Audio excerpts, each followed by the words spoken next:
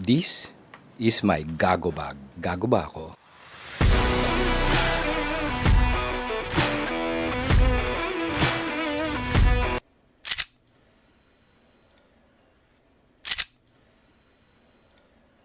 Now, continuing with the fake prepper series. Eto na naman tayo. Let's just say nakapanood na naman ako ng isa pang gago na nagpapanggap na prepper. Sabi nitong prepper na to, meron daw siyang gago bag. Grab and go, sorry. Ngayon, ang philosophy niya, meron siyang M4, tapos meron siyang gago bag para kapag pinasok daw siya nangyari, dampot ng M4, dampot ng bag, and rock and roll na. Yun na iniisip niya. But then again, kinopya niya lang daw yung konsepto na yun sa isa pang YouTuber. So,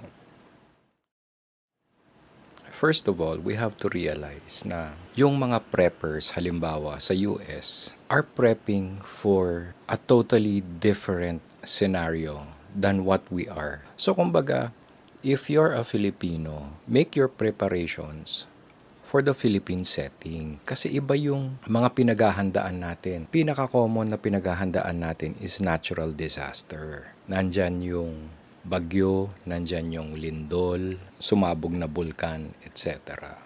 Yun ang mga practical na pinaghahandaan natin. Now, if you take in the political climate, yung gulo, secondary na lang yun if there's ever a conflict in the magnitude of the Marawi siege or an armed conflict, medyo malayo na yon from our current circumstances. Although we would hear people talking about war and nakakatawa lang, malalakas ang loob nilang pag-usapan ng gera pero wala naman silang paghahanda na ginagawa. Tuloy pa rin ang kain sa mga social na restaurant. Hindi pa rin makatiis na walang aircon. Hindi pa rin makatiis na naglalakad. Where is the preparation in that? Ever since I started out this channel, I was always into the readiness belief. Iba kasi ang pagiging ready kaysa yung preparado ka lang. Halimbawa, I have a knife. Okay, when this knife is in my pocket in its folded position, I'm prepared. Pero when the knife is in my hand and it's deployed, then I'm ready. I'm ready to use it. That's the difference between being prepared and ready. Magkaiba po yun. There are people who are trained in CPR, so they're prepared. But I have seen people na natutulala pagkat meron ng totoong tao, totoong pasyente na kailangan bigyan ng CPR. The difference between prepared and ready. So, magkaiba po yun. Now, let's take on this guy muna, si Gago Bag, Grab and Go Bag. If and when merong pangyayari sa loob ng bahay, pinasok yung bahay mo or something, meron ka pa bang time to grab a full-size rifle? Swerte mo, meron kang rifle, di ba? There again lies the disconnect. Meron siyang pambili ng rifle and sa ating mga Pilipino, alam naman natin na napakahirap kumuha ng barel, let alone isang mahabang armas. So yun pa lang, hindi na realistic. Yung preparasyon niya ay ginagawa para sa mga social lamang, sa mga elitista lang. Pero yung mga kagaya natin na karaniwang tao, wala tayong mahaba. Pangalawa, when you grab your rifle, do you think meron ka pang time kumuha ng extra ammunition, ng extrang bag na may radyo, may first aid, trauma kit, whatever? Conversely, in a bug-out scenario, will you actually have time to grab your go bag? Malabo. These things, the go bag, the grab bag, or whatever the fuck the kit is there as an afterthought. Okay, ano ibig kong sabihin? First of all, pag lumindol, lalo na yung mga ganyan, yung mga biglaang senaryo, pag lumindol, wala ka ng time maghanap ng go bag mo. Ang una mong priority is to get out of the building or the house kung saan ka man nandun.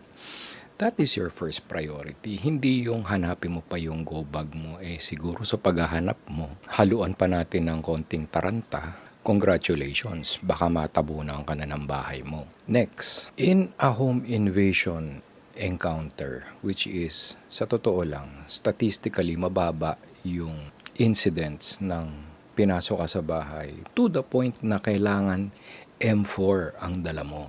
'Di ba? Parang kalabisan naman yata yun. It's like hitting a fly with a hammer. It's not practical. Hindi ba dapat ang una mong gawin is to confirm kung ano yung mga nangyayari? Of course, it's nice to have an M4 if you got one. It's nice to have a gun if you had it. Pero not everybody has a gun. Ilan lang ang Pilipino na binigyan ng pagkakataon na magkaroon ng armas, ng baril. The statistics are so low. Civilian gun ownership is almost unheard of unless nandun ka sa mga elitista level. Ang common tao, hindi yan nagkakaroon ng baril. Okay? So, yun pa lang, alam mo na kagad na medyo tabingi itong taong to. Medyo tabingi yung mga preparasyon niya. He's preparing for somebody else, not for everybody. Diba? Para sa kanya lang yung preparasyon na ganun. Hindi yung totoong buhay. It takes more than just having a gun. Kailangan medyo isip ka rin ng konti. Either mag-isip ka to get out of the house kung may pagkakataon. Kung pinasok ka ng bahay, kung yun ang inaalala mo. Rather than grab a rifle and spare ammunition. Kung gusto mo, lagyan mo ng body armor tsaka Kevlar helmet.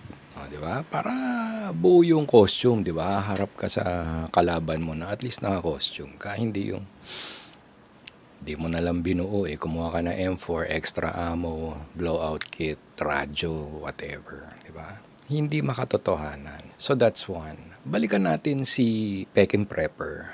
How can you tell if the prepper is genuine or not? Okay, booking na booking mo kagad eh. Dahil yung kanyang go bag is number one, binanggit niya kung saan niya binili, which means incidental advertising, which means bayad siya. May kinikita siya kahit paano. Pangalawa, napakaayos nung kanyang go bag, which is...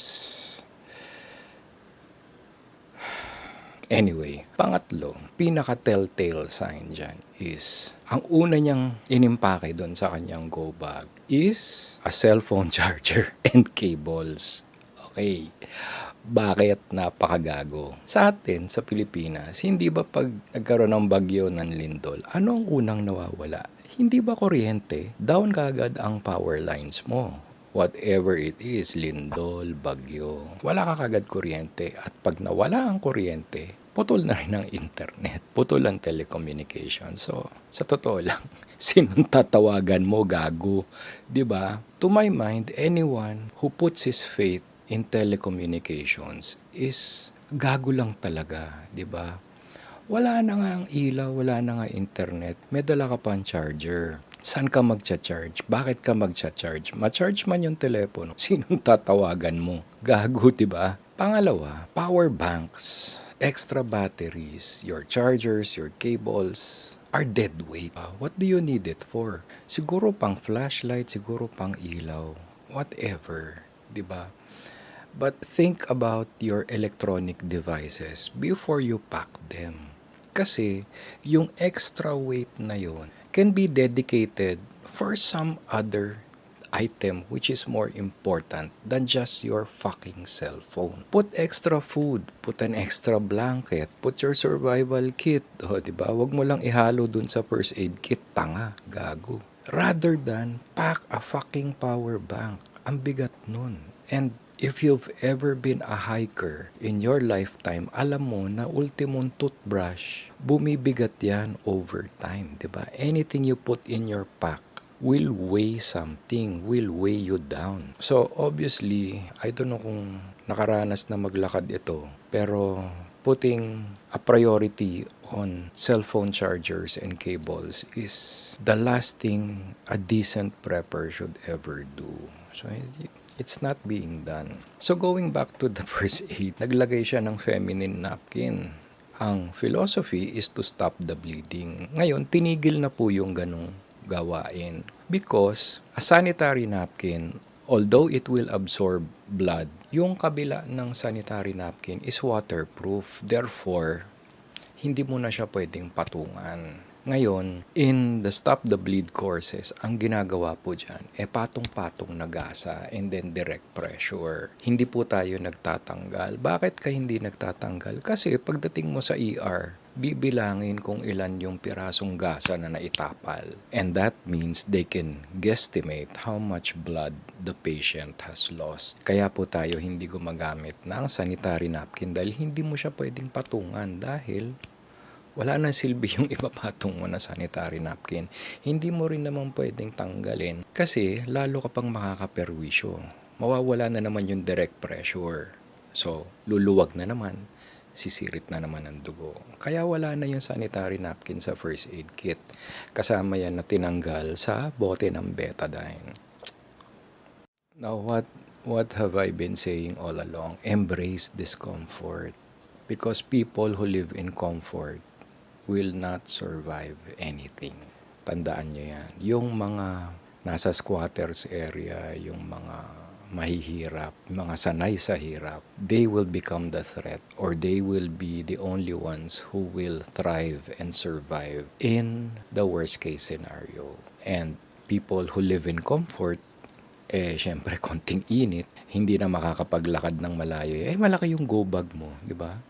Gumawa-gawa ka ng go bag na backpack, tingin mo madadala mo yon, sanay kang air condition na sasakyan, sanay ka na air condition na bahay. I doubt it, boy.